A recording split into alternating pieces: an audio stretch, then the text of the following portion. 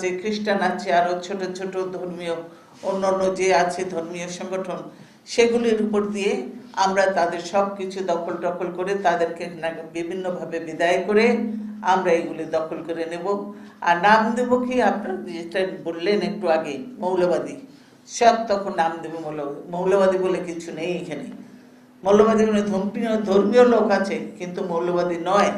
তারা বাংলাদেশকে ভালোবাসে, তাদের অবদান আছে দেশের জন্য, এবং তারা দেশকে রক্ষা করতে চায়। কিন্তু আওয়ামী লীগ আজকে কখনো বেশি মৌলবাদী সাজে, কখনো বেশি মুসলমান হয়ে যায়, কখনো আবার হিন্দুদের ওখানে গেলে বেশি হিন্দু হয়ে যায়, আবার বৌদ্ধদের ওখানে গেলে বৌদ্ধ হয়ে যায়। আওয়ামী লীগ এরকম বহুরূপী, তারা বহুরূপী। এই হলো আওয়ামী লীগের অবস্থা। কাজে আপনারা বুঝতে পারছেন যে আওয়ামী লীগের হাতে দেশ এবং দেশের মানুষ কেউ নিরাপদ নয়।